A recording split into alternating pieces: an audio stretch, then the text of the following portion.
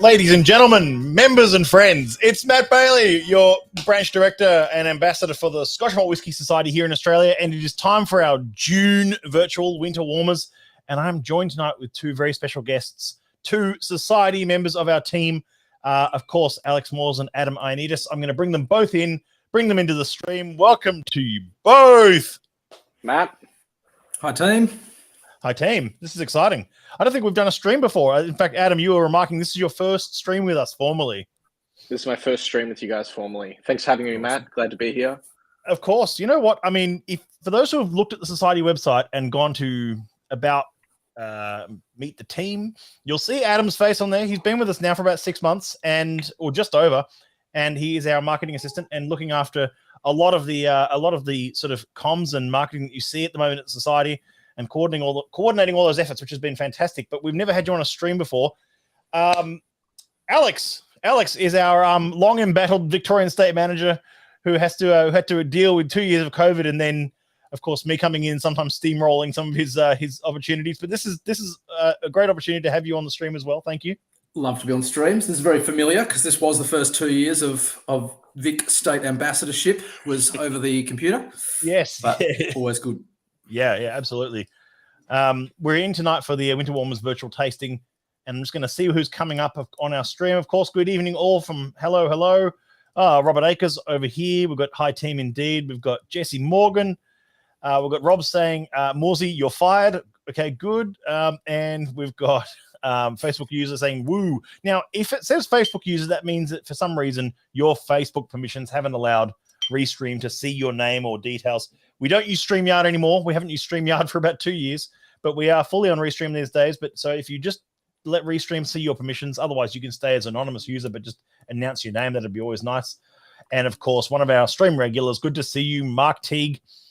It actually is Mark Teague this time, not Whiskey's My Jam. Oh, unless we're not supposed to know that that's actually you. But anyway, good to see you, Mark. Hope you're well. This is all about Winter Warmers. And I thought what we'd do is, for those playing along at home, grab yourself a glass, a rocks tumbler. I'm going to hold that up to camera, something that looks similar to this.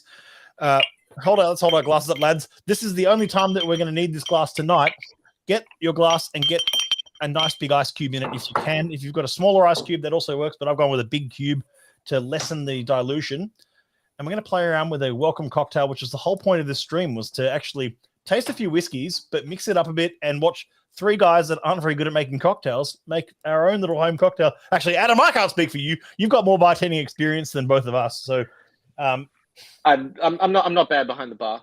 There we go. It's been a while though. Yeah, there we go. Now, in this set, you'll have 5 different whiskey samples and 2 mixer samples. So you should have your vermouth and aperitif. They're both very well-known brands of vermouth and aperitif in your box. We haven't put the brands on those bottles because, quite frankly, we don't want those brands to come see us saying we're misrepresenting them. So I can reveal what they are a bit later. And we've got Tobacco Time, we've got Duro Cruise, we've got Throws You Curveballs, Portent of Deception, and Willowwood in the Sun. 3 different single casks and 2 new Heresy bottlings. One a single malt and one a blended malt. So I reckon what we do is we start with this cocktail. And that means, yeah, and I'm just going to throw us up on the small screen for a moment here. You can see here we have something that could resemble like this in a moment. So what we're going to do is grab your glass, grab your ice cube, folks, for those playing along at home. And you can choose either Tobacco or Duro Cruise for this. Alex said he might do a sort of a half and half of each, maybe. That could also work. Yep. I'm going to go with Tobacco Time for this one. I reckon I tried it with both when testing out this stream. I reckon Tobacco Time is the one to go for. So I'm going to try Tobacco Time as well. Yeah. So I'm very curious about the pour pipes finish in the Duro Cruise. Yes. So we've got open all 3 samples. You want to open the bitter aperitif, you want to open the sweet vermouth, and you want to open Tobacco Time or Duro Cruise. I'd love to see in the comments which one you're going with. So I'm a good martini maker from Dove. Dove Burns, ladies and gentlemen. He's in the stream. Love to see you, Dove. Good to see you. Mix it all in a bucket, throw it down. You know what? I saw a great live stream once with Will Edwards from Archie Rose versus Harriet Lee from Archie Rose, and who could make the fastest Boulevardier or Negroni. And And whilst Harriet was trying to be all artsy and crafty with hers, Will just opened a bottle of gin, bottle of Negroni, bottle of aperitif, and just went poof, and dumped them all into a champagne bucket, and that's your cocktail. In case you need 2.1 liters of cocktail real quick. So I'm going to grab all 3 samples here. As you can see, I've opened all 3, the whiskey, the vermouth, the bitter aperitif, and pour 30 mils, which is the sample size of each, into your glass with the ice. 1. I'll do the rest on camera so you can see it. There we go. I've poured the Tomanko time into my glass. 2, just get it in there. And 3. Now, it's a pretty boozy cocktail, but actually, I'm going to give credit where credit is due, and I'm going to use my my stirring spoon here, my bartender spoon, gratefully pinched from a William Grant's event, it looks like. Now, this is... Yep, let's mix all that up. This was actually Adam's idea. I was actually talking to him about this stream a while ago, and I said, if we could make a really easy cocktail on stream, what would it be? It could be a Negroni. Adam said one of your favorite cocktails is a Boulevardier. So where did that come from? I actually wasn't a fan of Negronis up until probably about 1.5 years ago. And before that, it was just the vermouth and the gin together. Couldn't quite get into it, which is interesting because I love Ginotto. And I found bourbon or rye with the sweet vermouth and bitter aperitif, let's call it, was a much nicer blend for me at the time. So it's since become my favorite cocktail. I've stirred that down, lads, and that is fantastic. That's way better than even the first time I experimented with it. That's so good. I've gone off script, boys. I've done 2. Oh, I've got a Duro and a Tobanco, and I think then I'll combine them at the end. I didn't want to actually do the half and half before I've enjoyed it, just in case it doesn't work. That's gorgeous. That's really good.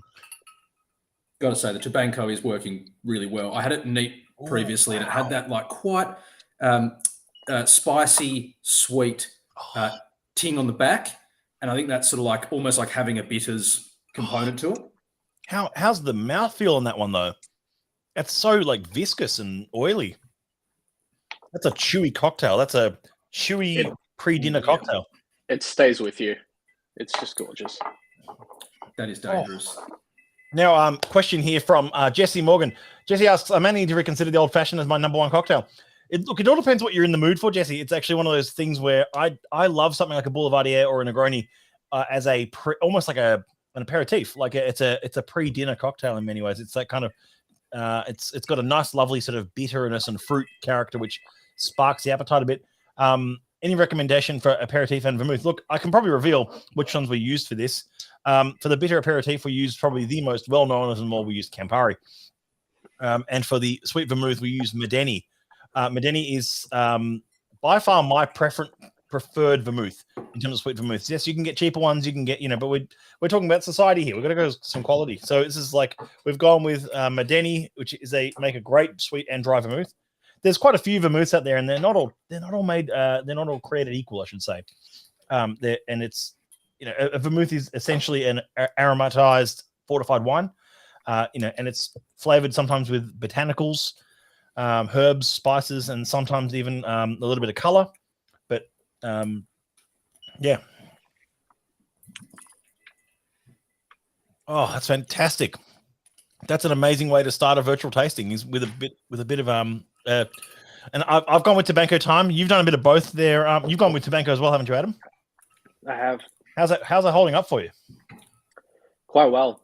Yeah. That's quite well. It's as you said, it lasts in the mouth. Yeah. Yeah. Because I split them, I then had a bit more of each one left because technically I did half the amount of each of the vermouth and the bitters. And I've re-topped them up with the rest of the whiskies to kind of create a bit more whiskey ratio. And you lose that mouthfeel a bit. They taste really, really good still. The whiskey comes through a lot more, obviously, but you do lose some of that viscosity when you're just doing equal parts. There's one comment here that says it's great even at room temperature. You could drink this at room temperature. I wouldn't recommend it, to be honest. It's one of those drinks that really does require a bit of chill and a proper stir over an ice cube. I actually put my rocks glass in the freezer for about 20 minutes prior. Nice. But going back to your question, Jesse, you asked for recommendations. Like I said, Medeni is my recommendation for vermouth. It's only slightly dearer than sort of your bottom shelf stuff, but it's very good. And I think it's like 35-40 a bottle for that vermouth, which is fine. And then there's well, we've used Campari for the bitter aperitif. I know there's other Okar spirits out there. There's other sort of bitter aperitif Okar based sort of spirits on market. And they're also good, but for me, you can't beat the classic when it comes to Campari. I think Campari is the reason. There's a reason why it's the market leader in that category, because they do it best. So that's my recommendations. Do either of you guys have any other sort of vermouth or aperitif sort of recommendations? I mean, there's been a few Aussie Okars on the market in the last few years as well, but I don't really go too fancy. I just Cinzano and Campari myself. Yeah, agreed.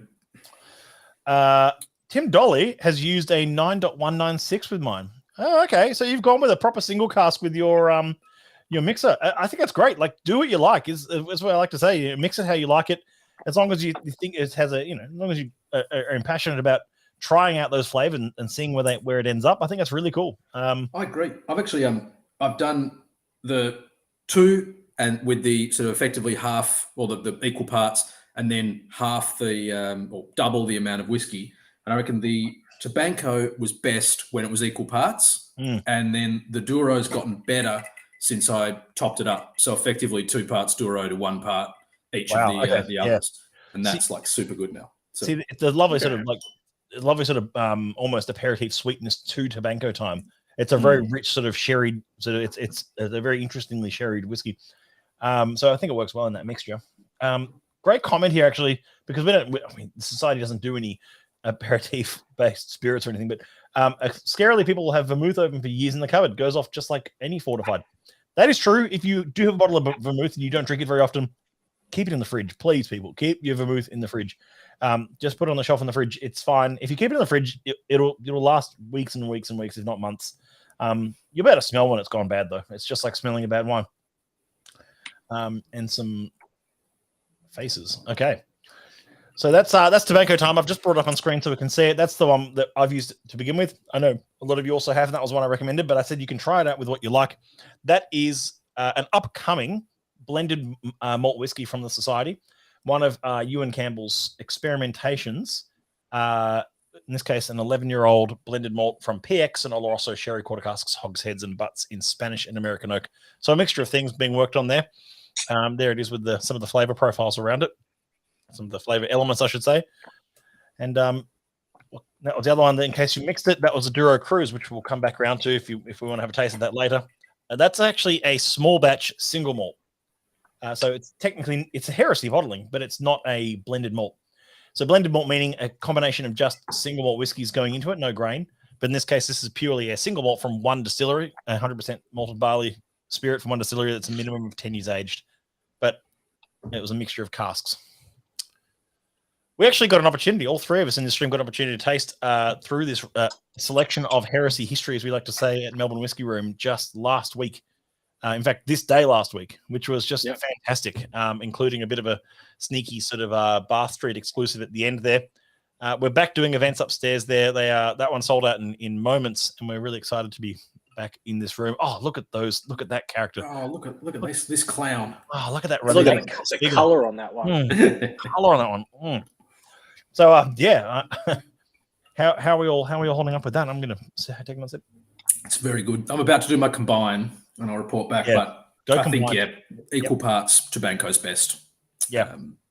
I think as well, you're talking profiles, Matt, and maybe the fact that Ewan's had more to do with the blending process for Tabanco because it's a blended malt rather than it's still a heresy released Duro, but there's sort of less need to marry together different flavors.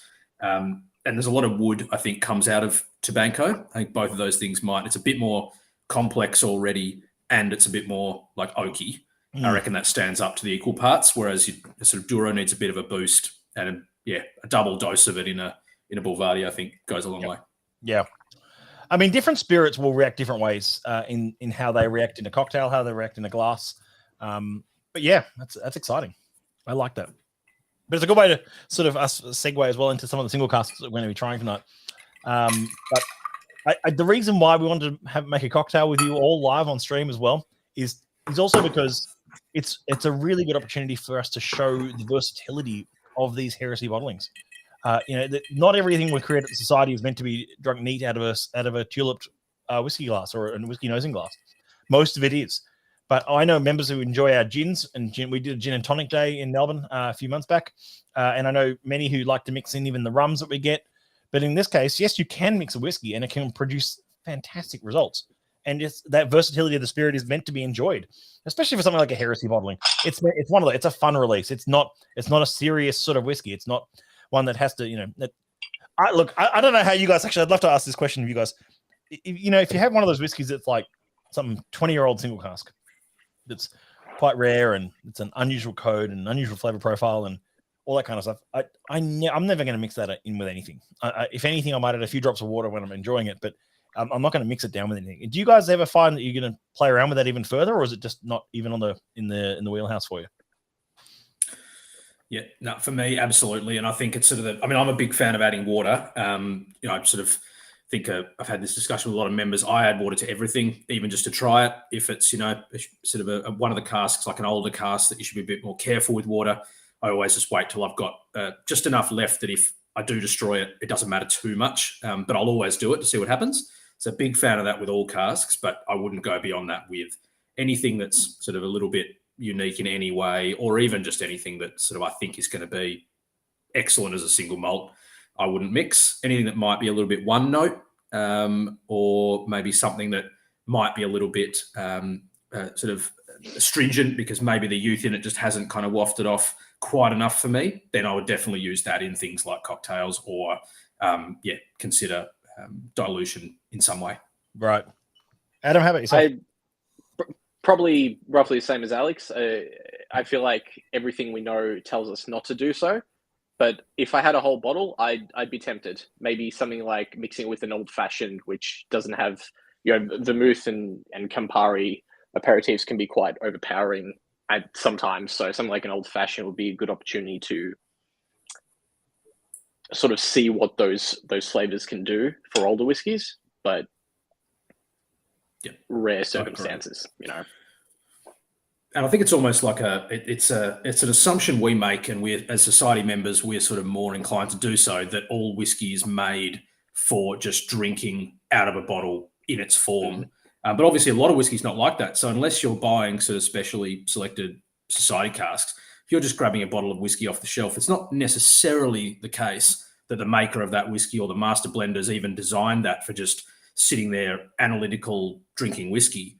A lot of those brands intend whiskey to be fun. So if you're grabbing something else, there's no suggestion that you can't put a Chivas in a cocktail, or all the bars that have Glenfiddich 12 as a house pour. Obviously, there's some element that's what it's meant for, as well as enjoying straight. And so, yeah, absolutely. I think if you've got a whiskey that's not something you want to enjoy extra special as a single malt, and probably wrong audience with the society, but yeah, cocktails, enjoy it how you want to. Enjoy it. Yeah, exactly. Yeah, if it tastes good, then it's good. Yep, it's all flavour. Great comment here from Rob Akers. It says, Andalusian gazpacho made for a great highball. Yeah, it's true. And actually, I had a 66 recently. We've got a 66 on tonight, but I had a peated 66. I say that like there's a swathe of unpeated 66 out there. Like, oh yeah, heaps of those. No, but like, I had a peated 66 recently that made for a great highball as well. In fact, it was Lockie at Whiskey and Almond who put me onto the idea of having a bit of fun with that, with highballs, and they make great drinks, especially long drinks. If you're after a long drink, highballs, old fashions, full of RDS, they're always fun. And I think as well, you can pick your whiskey based on the cocktail or the way you're, for want of a better word, diluting it. Because if you're going for a cocktail with ingredients in that cocktail that have a heap of other flavors, obviously that's going to overshadow the core whiskey more. And so you pick your right whiskey for that cocktail. Whereas things like highballs, I'd be much more inclined to use good whiskey in a highball, because you're not really adding a heap of other flavor to it. You're just kind of changing its form. And so, I think I would differentiate in cocktail making with the whiskeys to use for really simple, almost like the way they would have done splash of soda in a whiskey back when people had whiskey and sodas and things more commonly, as opposed to a complex cocktail. I don't know, like, Lockie at Whiskey and Almond can work wonders with flavor matching in a cocktail. He's very good at but it. so good at just sort of getting it. He's like the Krishna chocolate equivalent of cocktails. But Yeah. I think it's an art.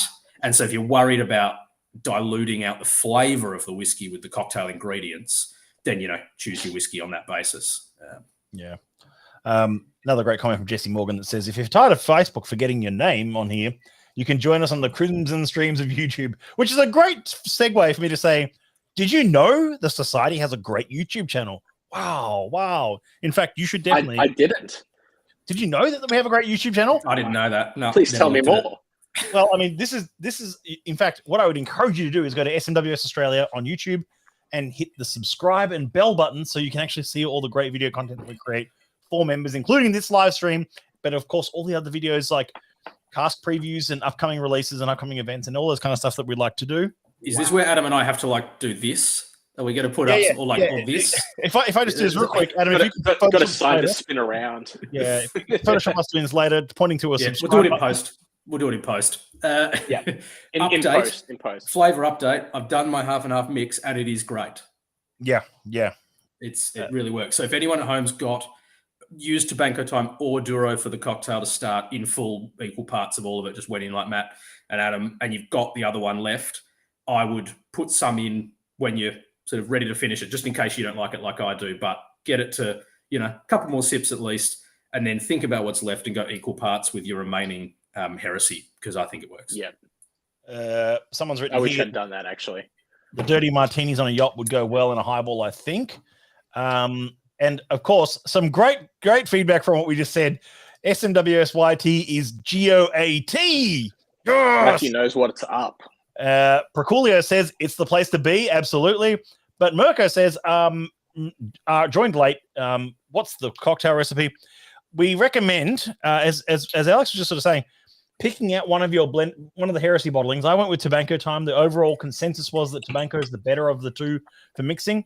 But it's your flavor, how you want to mix it. But dump all three into a big rocks glass with a big ice cube if you can. The camera's over here. And just 30 mils of each, boom, straight into the glass. And let it, and then, of course, get yourself a spoon or a bar spoon or something and just stir it down. And it makes a lovely aperitif that we've just been doing the last 20 minutes or so. Were cocktails initially created in order to mask the unsavory characteristics of often dodgy whiskeys? You know what? Probably in the early days of mixology and cocktail making, very probably. I don't know enough about cocktail history. That's not really my speciality, but I would imagine that it would be. I mean, I know that was the case with a lot of gins, and that's why there's 3 million gin cocktails and about 6 whiskey cocktails out there. But this is but yeah, that could be a thing. Does anyone else have any knowledge on that? I think that's right. I think, and I'm not sure if it's gin or if it's a more sort of crude. It's probably something more like just a grain spirit that they were drinking at the time. But then, whatever the first white spirit was that was pretty unpalatable led them, whoever they is, to go, well, we'll mix this with some juices or some sweeter things to take out some of the flavors of the make. And then after that, it's all about just, well, hey, that worked. What can we do to expand on it?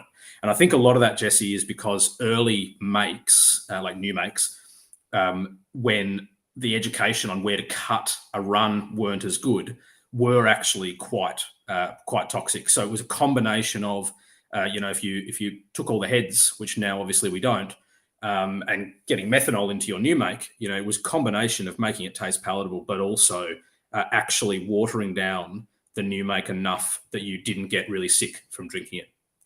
So a combination of those two things, I think, led to the addition of fruit juices and other things, first of all.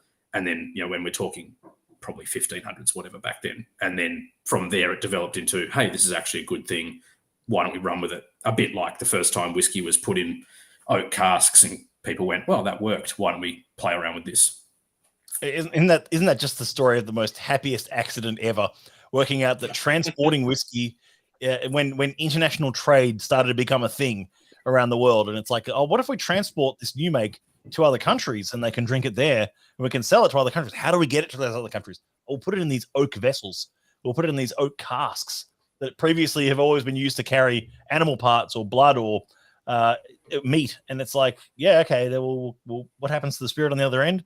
Ooh, that's interesting. Yeah, that's kind of cool. There's one for you, Matt. There's a lot of distilleries, modern distilleries, playing like New World, playing around with, we'll go back, we'll try a local wood, like, we'll do a red gum cask. Who's brave enough? I'll throw down. Who's going to do like a herring cask whiskey and call it, like the Origins? Like, let's see a distillery pick up the gauntlet on. I'll do an original cask finish shot of whiskey. Bring it back. I feel like with my recent article coming out in tomorrow's release of July Outturn and some recent things happening in Australian whiskey, that's extremely timing. So if any Australian whiskey distilleries want to lay down some whiskey in a herring cask, we'll even taste it on stream. Yeah. Hey, if someone will do it, I'll commit right now. I'll buy one. So at least one. Ex-meat and blood cask finish coming soon to an distillery near you. And fish was a common one. Lots of fish barrels, yes. There's that comment. There it is. Lots of comments coming through. If I see someone say, Matt, though, that the fish cask has a provenance of 1,000 years or something, deal's off. And that comment's just there to wind up Morsey, of course, which is a little bit too easy to do sometimes. So there we go, ladies and gentlemen. We've just had our first cocktail. You can tell we've already gotten a bit sort of loose here. So let's actually head into the whiskey side of tonight, which is what we're all here for as well. So let's start. We're going to start with cask 35.294. You can leave your cocktail aside. You can still enjoy it. I don't recommend you let that get too diluted, though. I find that Boulevardiers and Negronis always just like, if they get too watery, they become a bit sort of like they separate too easily. Anyway. Yeah. So especially with the mouthfeel we were talking about earlier, like some of the enhancement with these cocktails is all about the drinking experience. So yeah, absolutely. I wouldn't do it like that, dilute too much. Yeah. There's our Willow Wood in the Sun, 35.294. A 13-year-old Speyside first fill ex-bourbon barrel in our spicy and sweet flavor profile. The reason why we picked this one out is because we've talked about this on stream before. I would consider whiskeys, especially like this, a teenage first fill spicy and sweet whiskey like this from a distillery that we see a lot of casks from, to be what I would classify as an absolute what's the word for it? This is a sleeper. This is one of the ones that people like. Absolutely. And by the way, this one's on our end of financial year sale, which ends soon. There's a whole bunch of casks on the website at the moment, which have had some really sort of solid discounts on them. So well worth dropping in and having a look at the site. 35s.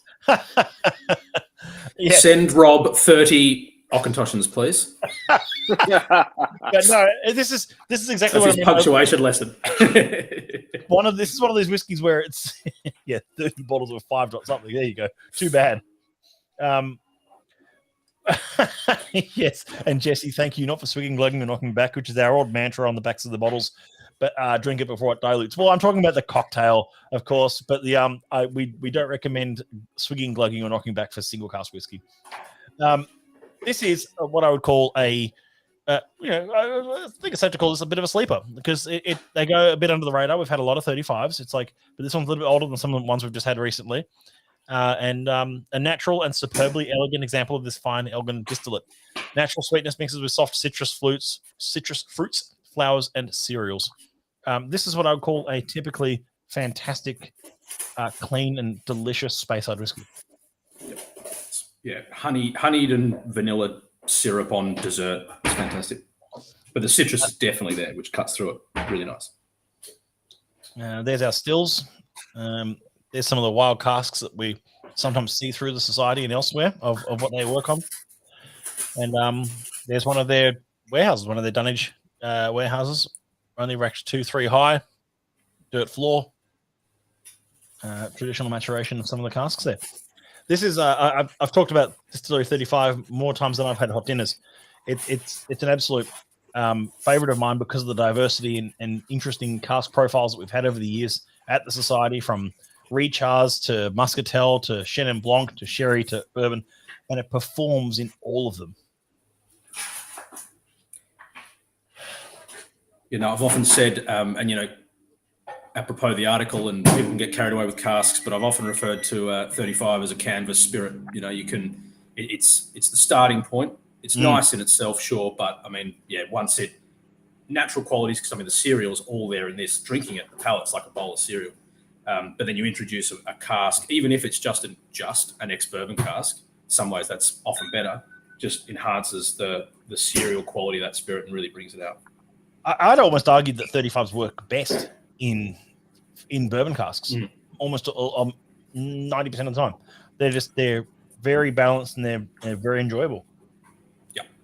Adam, what are your thoughts on this one?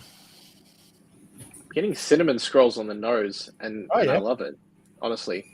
I mean, my palate's still developing a lot, but initially got a lot of vanillin, but once I closed my mouth and nosed it, it's just cinnamon scrolls straight away. I've just added a bit of water just to see how that goes.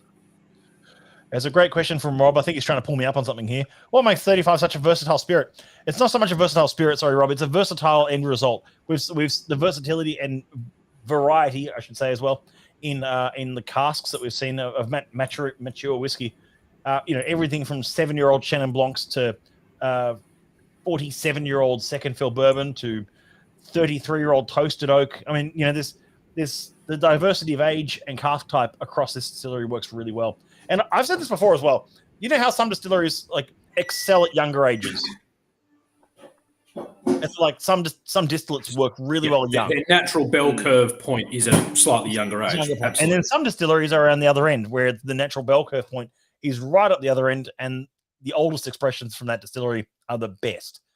I would argue this is one of these distilleries that there's no bell curve. It's just top curve across the way. And we've tasted 5, 25, 45-year-old whiskeys that have all sung from this distillery. Yep, absolutely. I mean, you're right, Matt, though. It would be, historically, it is that, as you said there, I think 47 is the second oldest we've ever bottled in age statement. And there'd be some examples down there at, not the youngest with the New World, but there'd be 10-year-olds, 9-year-olds at the bottom of the spectrum as well. And it works all the way from point to point and in between. So the Germans did make a whiskey in a herring cask. I actually remember that whiskey. I never got a bottle of it, but I think it was called Fischski from memory. And it came in a square bottle, and it was called, I think it was one whiskey reviewer wrote about it and said it was, the review was something along the lines of, this is the most revolting whiskey ever made. And it was a whiskey matured in ex-herring fish cask. So that sounds honestly revolting. Hey, no news is bad news, no press is bad press, right? If you're going to get a whiskey into the market, you may as well do something to get noticed. Oh, it's probably hugely collectible. To the collector's market, it's probably an absolute boon. Let's be honest. But hi to James Logiannis. I was hoping that you'd be here for the conversation about 35, because I know you're an avid. Yeah, James is a big 35 fan, and I know why. I mean, like I said, the diversity that we've seen out of this distillery through the society has been second to none. Seriously fantastic. But yeah, it's if you do get a chance to get back over to Scotland now that things are opening up again, I do recommend doing the tour at Distillery 35, which starts with Glen and ends in something that has a sort of a name at the next word, sort of like someone we know called Murray. But Glen Muzz. A bit of Glen Muzz. We can say Glen Muzz, can't we? That's okay. We can get away with that one. Yeah, I've already been fired, so I don't care what Andrew thinks about me naming distillery name. So I'm out already. Cool. So cinnamon scroll on the nose, I'll agree with that. The palate for me is like almost like what's the word, like vanilla bread, in a nice way, like soaky vanilla bread in a way. Lemon barley water, yeah. Vanilla foam. Milk bottle sweets. That's what I'm looking for. Those milk bottle lollies from as a kid.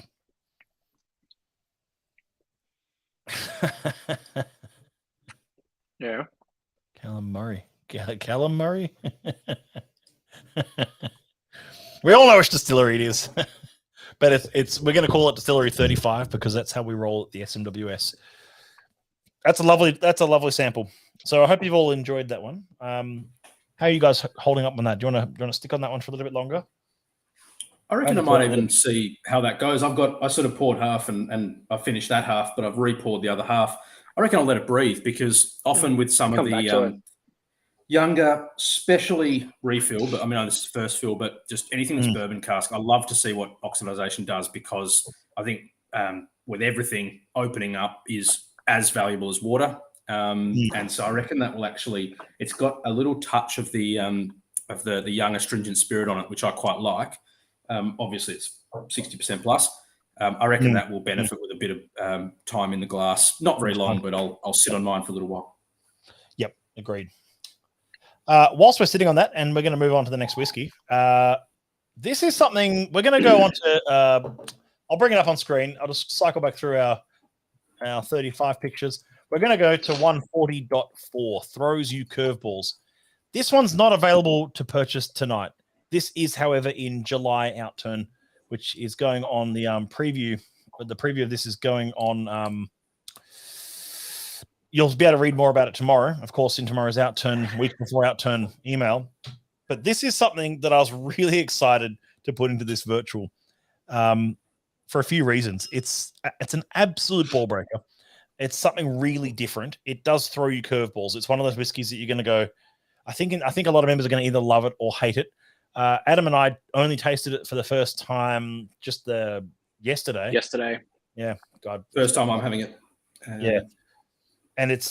I fell in love with it, honestly. Oh, I won't cut across you, Matt, but I was skeptical because I often find that the American single malts are a bit close to bourbons, and I would generally sort of I don't mind the odd bourbon, but I would prefer the Scottish style single malt, so to speak.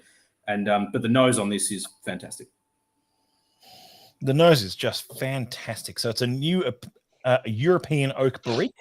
It's a 4-year-old in the spicy and dry flavor profile, which is one of my all-time favorite flavor profiles, especially at the moment. The fourth cask only we've ever seen, and only 150 bottles were ever yielded from this cask. And it's bottled at an absolute ball-breaking 67.8% natural cask strength.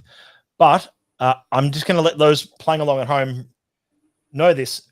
Go easy on the water, if at all. This was the kind of whiskey that when we added a bit of water to it, we were thinking at 67.8, hold it with water. It kind of fell apart a bit. It was one of the whiskeys that was sort of like, it actually works really well at that proof. That's a really good tip, Matt, because that would have been my other on our water conversation earlier in cocktail conversation. Back to cocktails very briefly. Higher ABVs often really successful in cocktails because obviously cocktail recipes are often based on 40% whiskies because that's the general ingredient that most bars would have to work with on a house pour, or it's the majority of all whiskey, right? And so once you add the cask strength element, which we're a big fan of here at the Society, to that, it can do things that often, really smart bartenders have obviously played with it, but a lot of the consumers of cocktails have just had 40% whiskey cocktails. And the moment you add a bit more flavor depth, but plus an added ABV, you can actually really enhance cocktails with higher ABV. And that just led me to think that, that's actually usually what I would also go for cocktails or for dilution would be higher ABV. But interesting that this doesn't need it. I'm really sorry to hear this comment, by the way. Jesse said, no Willow Wood in the sun for me. Bottle broke beneath the cap, so you got a smashed bottle. We will send you a new one. I'll have it in the mail for you tomorrow or Monday. We'll get you out a new sample of it, and really sorry for that inconvenience. Didn't realize that was a thing. We see very, very, very few breakages in these sample packs, so that's unusual, but we'll get you a fresh one sent out and nicely packed up so it doesn't break. It's on its way. Don't worry, Jesse. I'll just show you just a couple extra photos about this particular distillery, 140. Again, couldn't possibly tell you the name of the distillery. It's just a coincidental building in Texas there. It is a Texan distillery. It's a Texan single malt whiskey from a distillery that predominantly does corn whiskey. So they predominantly do a blue corn based spirit. They do wheated whiskeys as well. They do rye whiskey. They do rumble casks. They do brimstone. They do single barrel. They do all sorts of stuff. Very experimental. Huge amounts of diversity in their output as well. There's Thomas Moat, lovely chap. He is the distillery manager. I'd love to get him on the stream sometime. He's a truly lovely guy, and he's been part of the team since the new Balcones back in 2015. This is, I guess, new era that we're tasting here. They do actually release their own single malt that I can show you on screen there. But this is, of course, one of our single casks bottled exclusively for members and picked out by our expert tasting panel.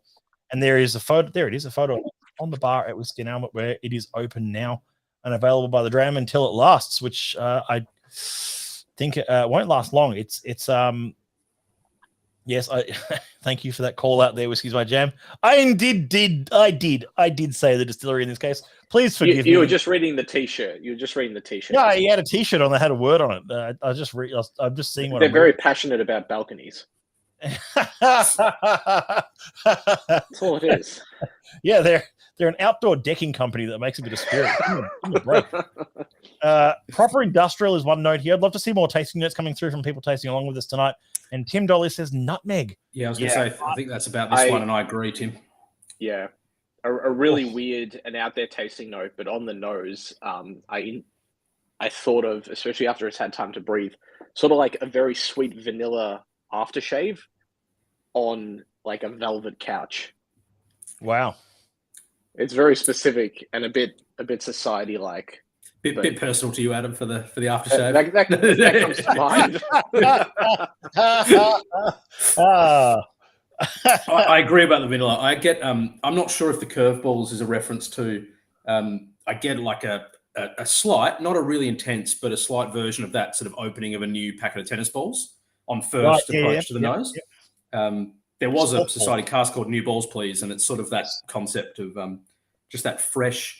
I think what is probably a combination of like a slight must and a little bit of like a mentholic petrol-y component, which I think is the tennis balls thing, and probably links back to what Rob said about industrial. I think there's like a slight, not quite diesel. We know what diesel is in things like Glen Scotia and what have you, but no, more of a just that tennis balls slight chemical component. Corn husks, lemon myrtle, great tasting notes. I thoroughly agree with that lemon myrtle. There is actually a slight, almost eucalypty lemon myrtle kind of like note to it. Who said yuzu? I can't see the yuzu. Is that Dov? I agree with that. That's also a really good tasting note. Yuzu or citron on the finish.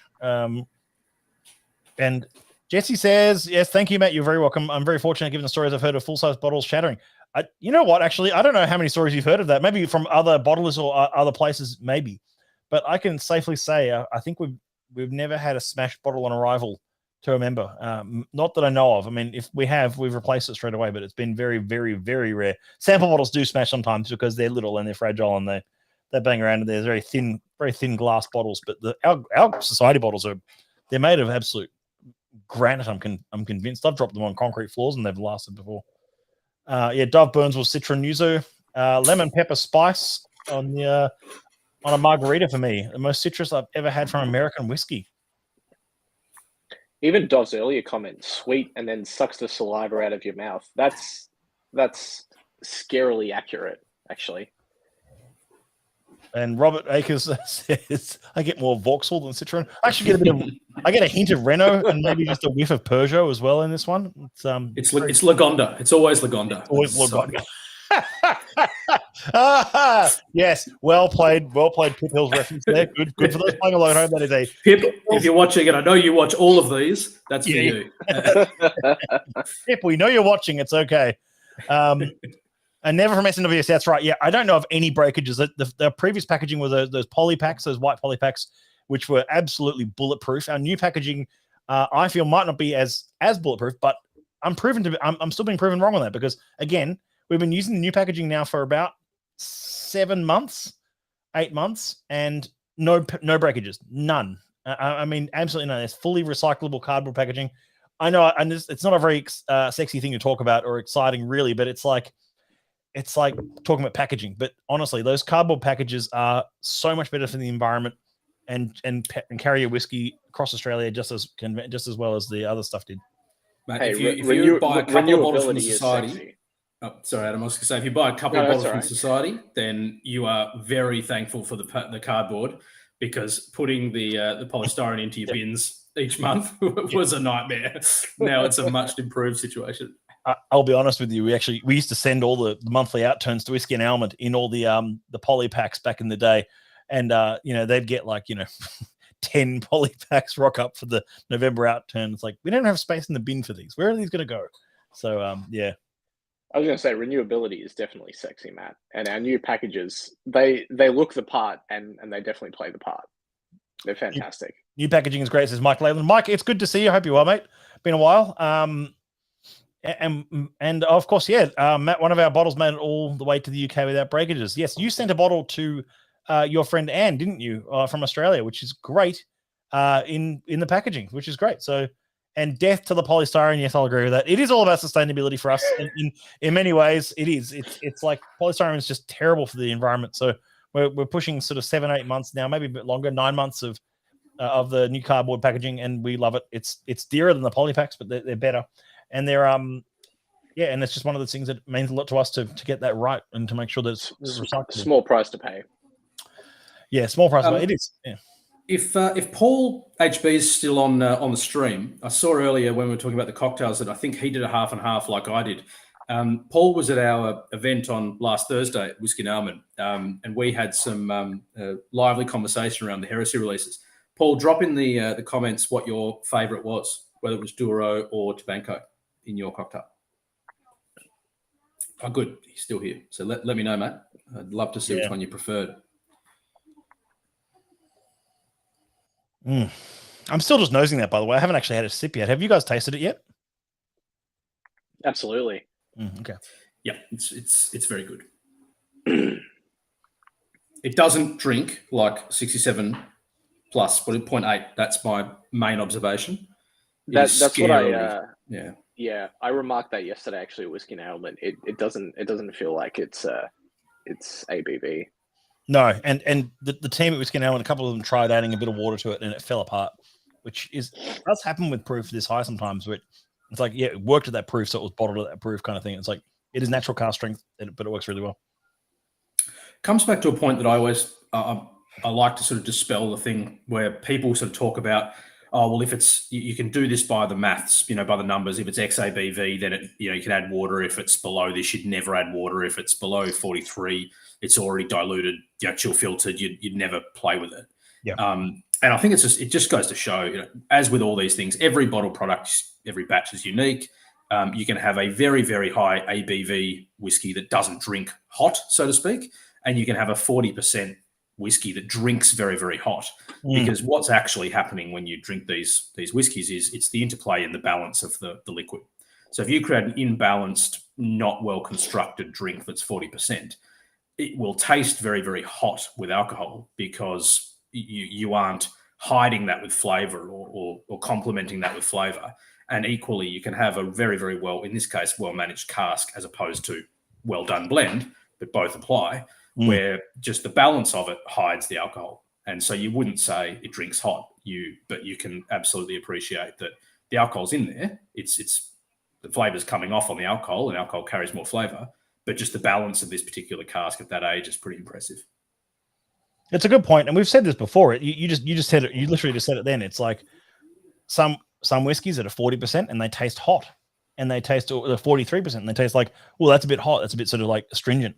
And then, as you said, like ones like this that are nearly 68% and are drinkable and work well at that proof. Yes, you can tell it's high proof, but it doesn't kill you with it. It's not like, oh, I need to add a huge chunk of water to it. It's just And even just on the like, not coming from the chemistry angle at all, but everyone's taste buds are different. And me personally, obviously, I've only been here for 6 months, hadn't heard of the society beforehand, but whilst I probably would have added water to some core range 40% whiskies prior, now they just taste watered down as they are. So, some people feel it's different for everyone. Some people might feel the need to add water to this, and they might react differently to it. Mate, welcome to the society curse of once you've gone to single cask strength. It's very, very difficult to ever look at. I remember my first sort of, whiskey where I was like, oh, wow, this is what whiskey really is, and when you're 18 and you're discovering it was Kalila 12, right? And I was like, oh, this is really good. And I loved it taking it camping. That's always everyone who knows me knows that my first, real whiskey awakening was taking a bottle of Kalila 12 camping and going fishing with it. And it's now you go back to these whiskeys that you remember being like super intense and just full of all the things that you remember nostalgically. If you've had the cask strength single cask version, you go, wow, that's not what I remember. Yeah. It's a lot changes on your palate, and a lot changes in how you enjoy it and where you enjoy it. I think that's a huge part of it, as we've said before. Actually, Actually, just in case that gets misconstrued, still a solid dram, Clear 12. I'll just put it out there. Yeah, dear Diageo, we still love you. Don't worry. That's right. Yeah. Please send me some stuff. Yeah. But still good. This is a great comment from Rob Akers. It's been on screen for a bit now. Maths isn't the full story. Complex chemistry involved.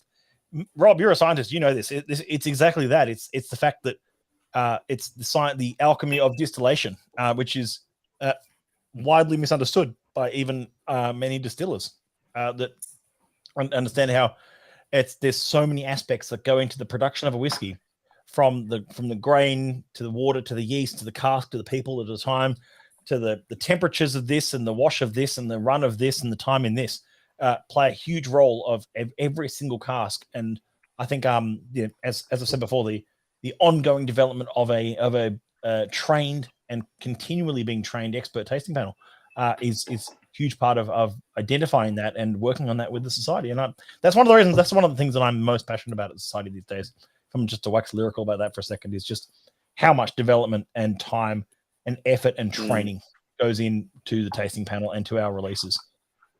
We've got, for those who don't know, and many of you won't, we have a full-timer at the society in the UK. His name's Dr. Andy Forrester. He's a chemical engineer who works with the society on GCSE analysis, on cask profiling, on wood policy, on making sure that the product is constantly being improved. And the tasting panel themselves go through similar training every month with Ewan, which is like they're constantly trying to work out how to, identification of flaws and flavors. And I think that's really useful. Anyway, I could rave on about that kind of stuff. Gents, I've just revisited the 35. And it is definitely holding up to the oxidization. I think it's actually it's not morphed particularly, but I think as opposed to some drams you can it's improved massively, or okay, it fell off the cliff with this amount of oxidization. I think the comment on this is it just holds up. It would just survive with a lot of time. I'm getting really syrupy banana bread on the nose for this 35 revisiting. Mine's definitely gone more agreed, more of that dessert that we were getting on first approach. Yeah.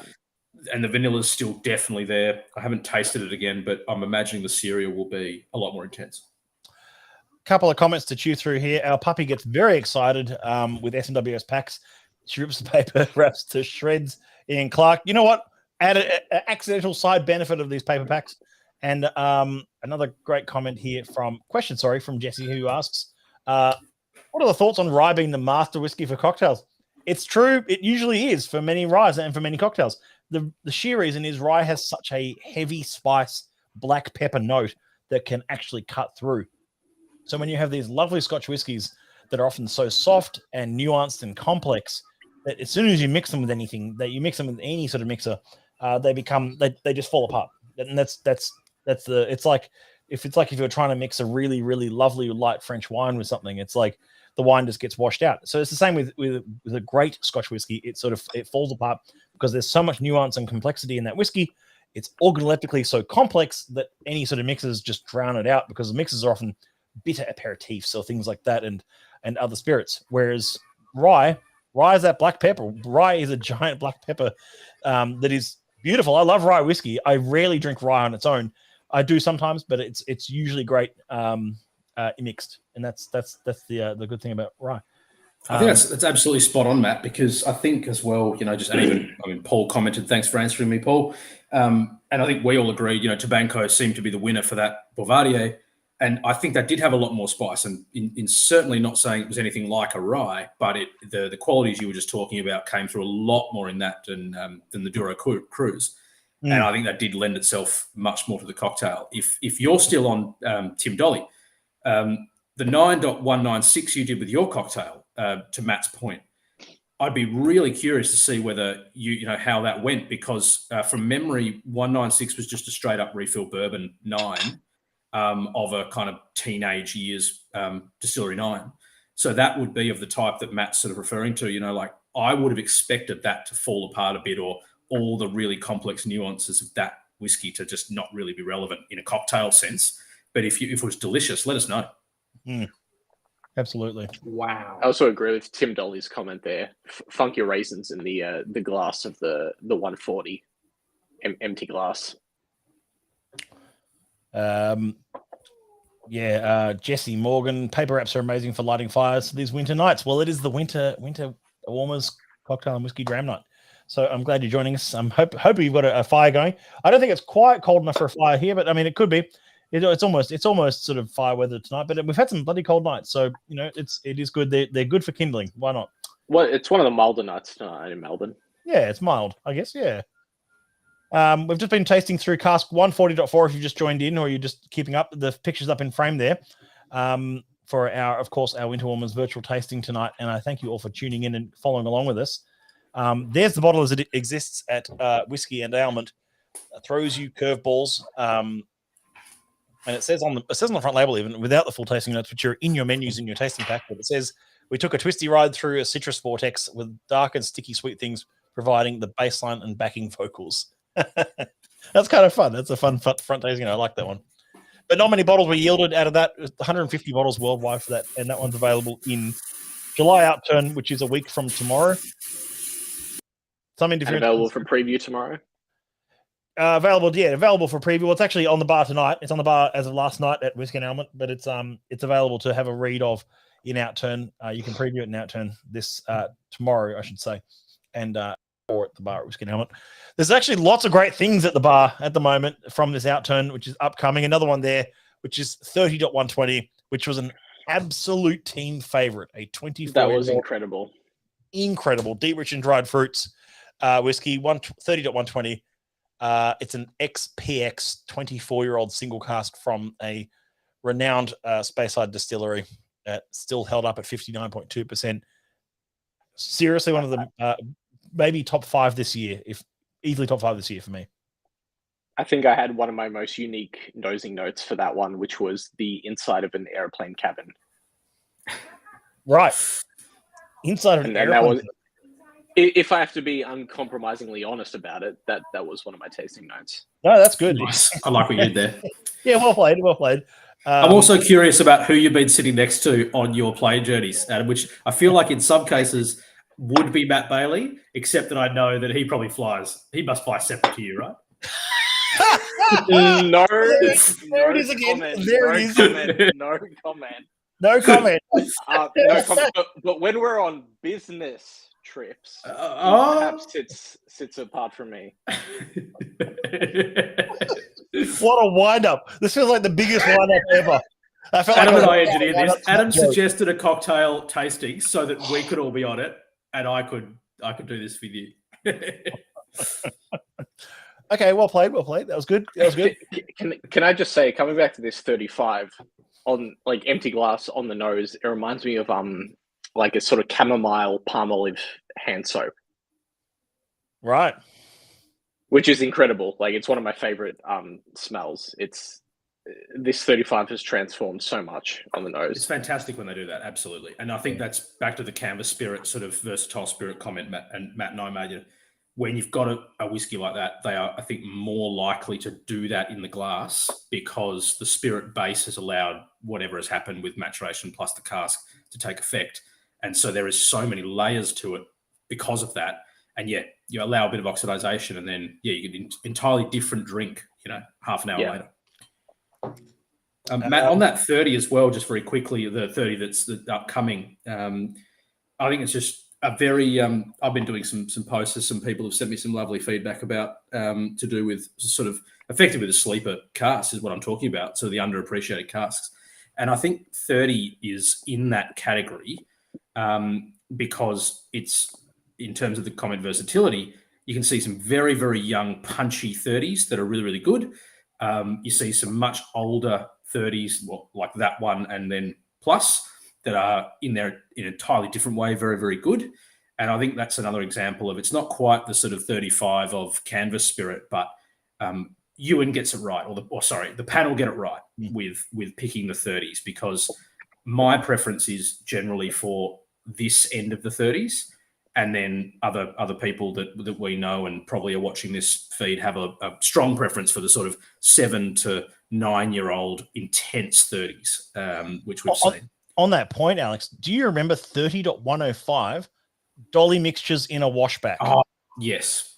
Yeah. That was one of my all-time favorites, and I didn't expect it was a malt of the month for us. Actually, we put it on as malt of the month 1 month in Australia branch, and it was a 9-year-old ex-bourbon cask 30, and it was unbelievably good. And I'm still kicking myself I didn't get a bottle of that because it was visceral, but it was sweet. Like it was like literally like ear wash with lollies in it in the glass. And I was like, how did they make that? And I'm not sure if, I mean, everyone's got their preferences, but and maybe the marketing is a bit different. We don't really rename casks, obviously, but some members in Australia might not be familiar with dolly mixtures. I don't know. I feel like that's an English sweet term. It was like sweets in a washback. That was what it was like. Yeah, and people know it. But I love when you've got that description, when the panel gives the bottle something with a comment like that, then you just know it's going to be like a ridiculous, like that thing of smelling the bottom of a lolly bag when you've done the old pick and mix lolly bags. You just get that overall, and it's such a complex smell because you've had all the different flavors, like the milk bottle plus the really crystalline sugar sweets, whatever you've had in there, cola bottles, whatever. Yeah. But it comes out as like this one unified sweetness. It's fantastic. I think that was brilliant. And my only segue was Madder's Box of Frogs. I think it's called the 128. I'm not plugging this because, like we're here to plug anything. I had this as a preview bottle that Whiskey and Almond got, and I tried it at Whiskey and Almond. Fantastic. If you were a fan of like nostalgic red frogs, the lollies, when you're in high school or kindergarten, whatever, who knows, but just the bag of red frogs. This is it. It's fantastic. It's got other things going on too, but nostalgia in a glass. You've triggered Matt now. Yeah. No, I'm getting this one for myself. This is one I'm going to pick up because Whiskey and Almond accidentally overordered on one of them, so they accidentally got sent 2 instead of 1 bottle of it, and they already went through their 1, and they didn't think they needed a second, so I ended up taking this back off them. So I'm going to buy this. I'm really excited by that one. But I'll be logging in with everyone on Outturn Day to get that. That's a bottle. But I agree with you. Back to the 30s. When you find those notes or find those qualities, absolutely. And that was one. And obviously, riding a duck bareback up Mount Etna is a very famous example of the same youth and is vibrancy a fair word for it? Intensity of those casks. That was a refeature. That was an archive release for Whiskey and Almond actually just a couple of months ago. 2 months ago. It got demolished in like a week. The bottle, it was gone. Yeah. So rest in peace that one. Speaking of rest in peace to Grumpy Piper, our old Launceston partner bar that closed up about a year or more ago now. Big mad props to those guys. They ran a great operation but just didn't quite get the Lonnie crowd involved with enough whiskey, I think. So it was a bit of an uphill battle for them. But Mark Teague, I blame you entirely for that. Yeah, no, that's fair. That's fair. It seems fair to blame one individual for the whole bar and the whiskey scene in Launceston. That seems fair. I know what Mark Teague can do, and he could have single-handedly drunk all the whiskey in that place. So your fault, mate. Hindsight is 2020. Yeah, I can't wait for his comment reply. I mean, he'll have one. Now we might move on to whiskey, the last whiskey of the night, the last formal whiskey of the night. For those wondering what happened to Duro Cruz, the idea was that you either poured one or the other into your cocktail, so you can enjoy the other one. The full tasting notes are in your menu for both those whiskeys. And of course, whichever one you think works best with the cocktail, you could have used. And if you kept a little bit of each, you can taste both of those. They are both upcoming. There is a small allocation. This is a good opportunity to say there is a small allocation of both Duro Cruz and Tabanco online now, and a very small allocation of the upcoming 66 that we're just about to try. The 35 that we tried is already online and is part of our end of financial year sale. So it's a really good price now to grab that 35 if you want to grab one. And the 140 is not available tonight, but will be on Outturn a week from tomorrow. And we anticipate that one to go pretty quick. Let's move on to, I'm just going to show a photo here. Now, I know Alex especially likes society quirks and historical curios a bit. I do. So here we go. Here is 66.196, which is what we're moving on to next. You're following along so far? There it is. There it is. It's in the lightly peated profile. However, some branches got this bottling in the I love this profile. Interesting. So there were two branches that I know of that got it in the old and dignified, as opposed to the lightly peated. There it is. So just one of those quirks that where you probably see this bottling out and about in years to come, and you'll be like, oh yeah, that was a lightly peated dram, and it's like, oh, or was it? So this one actually does strafe the line very easily on the flavor profile between a lightly peated but quite old and dignified export cask hogshead 66.196. I love the curio, Matt. Thank you. And I think as well, this there was when we did the old Pulteney deep dive in Melbourne. And sorry for the interstate watchers. Questions were asked about flavor profiles, and how does the panel determine flavor profile? Because you have a lot of whiskies that you would think might straddle a couple, or there might be some overlap, and certainly with the peated profile, peat can interact with other flavor profiles. I think we can all sort of agree that you can have a peated element to a whiskey, but that might also be quite spicy and dry with a bit of peat, or might also have might also be old and dignified with peat. And the questions we were asked were, well, how does that get assigned? And the answer was, it's the sort of dominant component. So and the part of the point of flavor profiles with the society is, if you're reaching for a bottle, you shouldn't be looking at the distillery. That's one of the principles. You should be looking at, I want a light whiskey tonight, I'll go for these profiles. I want a very, very heavy and rich whiskey tonight, I'll go for these profiles. And so the dominant sort of characteristic of that dram is usually the flavor profile. But this is just fantastic because it shows that, well, sometimes they can be so on the edge that you go, well, it's peated, but it's also, if I was in the mood for a really old and dignified and musty, intense whiskey, I could also go for this. It just illustrates the point that a lot of the time, they're a guide and they're helpful, but read the notes. Because I suspect that, I've read them. The notes of this suggest that certainly things like, that kind of meaty, rich component can lend itself to old and dignified. And so when you read the flavor notes and go, yep, I want a taste of that, that's the way to do society drams. This is a really good point, Alex. I've actually mentioned this at tastings that I've hosted before in the past, where we've actually had young and sprightly, but sherry cask, young and sprightly. And we've had deep, rich, and dried fruits from refill ex-bourbon. Yep. So 15 years old is the youngest old and dignified I can find. For example. Oh, really? Okay. Yep. Yep. And okay. Well, and we've also, by the way, we've had, I know of even just recently, a 15-year-old light and delicate. So again, age statement doesn't play into it either. Exactly. Cask type, age statement, ABV, code, region, none of that plays into determining the final flavor profile. The final flavor profile is the flavor profile, and it's separate to the stats. The stats are irrelevant in that regard. So you can pick this up and go, oh, I know what I'm looking for here. But in this case, I just thought it was a bit of a nice little quirk that it was perhaps lightly peated, but it's also perhaps old and dignified, this one. So it is a bit of both. And this one, the only difference you can probably spot between those two bottles for the keen observer is that's 700 ml bottle there, and that's a 750 ml bottle. Ooh, there we go. So if you are in SMWS South Africa or America, you are possibly getting that one. Maybe, I don't know. Congratulations. Congrats.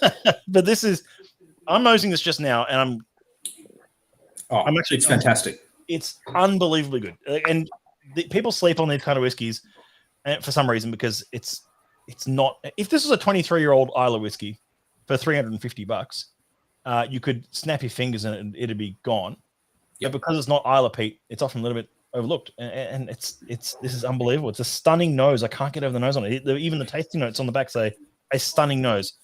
A density of sweetness, smoked honey, heather ales, wild forest flowers, petrichor, tree bark, fatty game meats, damp mosses, earthiness, herbal teas.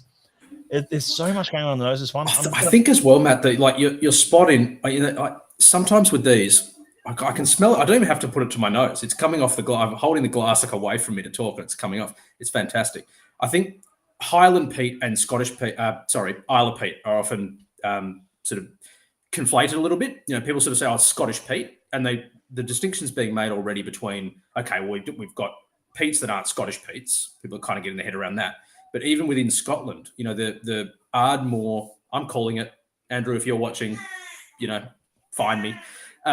Is that a whiskey distillery? The Highland peat that is in our bottlings is a very different creature and creates a very different flavor profile to Isla peat. And the same with different world peats. It should be considered an entirely different peat. But just often the sort of Scottish distilleries that are peated that aren't Isla distilleries get overlooked in the peated category because everyone sort of goes, oh, well, it's Scottish peat, but it's not from Isla. But Highland peat, and in particular, 66s, I think I was worried, especially with the cask finish on this, or the final cast, that there would be a slight lessening of the distillery's character before I tried it. And that concern has been entirely dismissed because on the nose and palate, you'd pick this blind. And the Highland peat component of it is a big part. Scottish Pete is my friend is a very funny joke, very funny. And Jesse Morgan though has written, blue cheese and smoked salmon on the nose with vegetable oil from a deep fryer. Wow, that is a cool tasting note. Sweet and meaty to taste, braised beef ribs with an unctuous pepper sauce, minced capers and green olives. Damn, Jesse, are you angling for that job on the tasting panel that's gone up? Yeah, someone hire this man. Yeah, Jesse's notes are always fantastic. It's great. It's so good. I'm definitely getting blue cheese on the nose, prosciutto on the palate. Prosciutto, yeah. But it's gamey. It's gamey meat. It's like braised beef ribs, prosciutto. That's great. Beef ribs. I've set him off. You know what? This is actually a fascinating distillery. There's a photo. It's a little bit grainy, that photo, but it is of the stills at the distillery, and you can't just make it out in that photo. But there's the what do you call it? The coal-fired furnaces that used to operate beneath those stills to warm them up. That they were the last or second last distillery. I think second last distillery to abandon coal-fired stills. And it was as late as 1996 or 7 or something like that, or maybe in 2001. I'm going to have to get my facts straight on that. But it was definitely what you're tasting here. My point is this is definitely from an era that is from the coal-fired era of this distillery. So this is 1997, I think, just scrapes in for coal-fired era. So it's definitely that oilier, richer kind of spirit that we won't see from this distillery for, once this is done, this is done. A lot of the spirit from this distillery goes into teachers as a blend. It's quite a massive distillery. A lot of it goes into blending for teachers. Very few of it, very little of this spirit goes into single malt. But you don't see, they do have a core range bottling that you don't really see much around. Doesn't have, massive sales. It's a very small brand. You got to remember, this is also, there's so many Scottish distilleries that don't have single malt brands, and for a very long time didn't. And even ones that do have single malt brands now have only been releasing their whiskey as a single malt for maybe 20 years in some cases, 30 years as a single malt at most. Teachers. It's a blended whiskey. It's okay. Very much I'm not going to be disparaging, but it's very much a bottom shelf blended whiskey. It's a very much mass market blended whiskey. Okay. I actually don't see teachers too much anymore. I mean, not in Australia. I haven't seen big in the UK, I think, still. But I don't think it ever really made it over here properly. I think it did, but not widespread. And it's funny. I remember growing up as a kid, my dad used to drink a bit of teachers, and it was his sort of dad drank blended whiskey. That was his generational thing, I guess. But he mostly tended towards when he got a bottle of teachers, he'd often say, "Oh, I like the teachers. It's got a little bit of peat to it."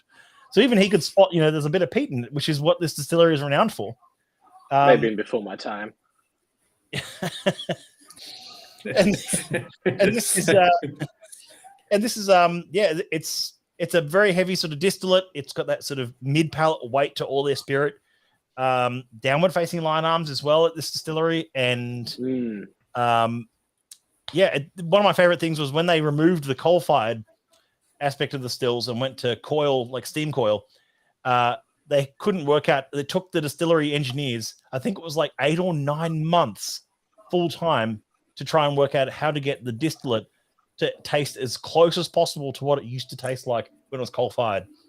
So the heating method of the stills changed, and that changed the entire makeup of the spirit. So harking back to Rob Akers' comment before about the chemical alchemy of distillation. I mean, this is like you change even the heating method of the stills, and it changes the entire flavor profile of that distillate from that distillery. And people forget, sorry, Adam, I was just going to say, people forget, and it fundamentally changes copper contact. And so much of whiskey's distillation process is copper contact, down to, you hear about similar point, Matt, when they relocate or they have a still need fixing, they've got a 3D design of the still, and there was someone who accidentally dropped a hammer on it in 1890, and there's a dint, and so they're like, oh, when you recreate the still, we want the dint put back because we just want it exactly the same. And it's all just because in the distillation process, as we all know, it's going up a copper kettle, and everything to do with copper contact is a very distinguishing feature otherwise all distilleries, not just this, but would taste the same. It's the same process. And so your still shape and the process there is entirely what makes your spirit unique, as well as and to that point, in that 7 to 9 months of shaping the stills and the heating method for those stills, the engineers had to put kinks in the coils to create the hot spots that coal-fired stills used to create. So the imperfections in the hot spots of the alchemy of that still were recreated through damaging the incoming coils. Yeah. Just from an engineering level, you go, this is truly absurd, but it works for that distillery. Sorry, Adam, you had a question or you just before, sorry. No, that's all right. I was going to ask, you made a comment about the down-facing line arms, was it? Yeah, down-facing line arms, yep. That's very steep for industry standards, that example. What does that do? Does that affect the heating method? How does that influence the... It just means the direction of the line arm generally indicates how much reflux the spirit will get from the vapors coming off. So that means that if it's downward facing, generally means it's very low reflux because it's going up and then straight back down out the line arm again, rather than upward facing, which generally means you're going to get a fair bit of reflux. And the reflux of that vapor of that spirit, I should say, is changes the aroma and overall makeup of that spirit. Again, another aspect of the production process that is changes the flavor. Yeah. Does it change it in any particular way, or just? It's usually a viscosity concept. I think, or generally speaking, oiliness. I think they're the wash stills, though, Max. Can I see a little window in that still there in your photo? But not so much for that, but for a descending line arm in a spirit still, your most viscous and oily spirit will be in a dumpy still with no reflux, or what's often referred to as an onion bulb, and a massively descending line arm, because basically the evaporation and the condensing has to do no effort to get to the top of the still, whereas your most refined and least oily spirit will have a massively long neck in the first place, possibly a reflux bulb, and then, I don't think they would ever do it, but an ascending line arm would be insane, but a very, very low gradient on your line arm. And that's because then, the evaporating spirit has to work a lot harder with that copper to get to the top of the still and come back down. So in effect, it means more or less copper contact. Exactly. Yeah. Which is all of this, which is the whole story, really. Can we pause on Rob Akers' comment about? I was gonna make the same comment. Rob, teachers makes me think of Yes Minister. For those people on the stream who haven't seen the amazing episode where they're in the embassy and they're not allowed to drink and they're going off to the side room, and Jim has to take a call from a delegation of teachers before the bells goes. You should watch that part of that episode. It is fantastic. That's a very, very, very, very, very specific reference you've just made there. But I like it. That's good. People who know will know, and the people who don't know, Google it, because it is fantastic comedy. I've actually just brought something up here real quick, just because it was made reference of a few times just now in the stream. I'm going to bring that screen back in here. There we go. There's the stills. But of course, time for a flashback. There you go. Highland Cream. Yes, I love it. Blended. That's about a 1980s, 1990s bottling from that era. Did you just load that up? Yeah. Very cool.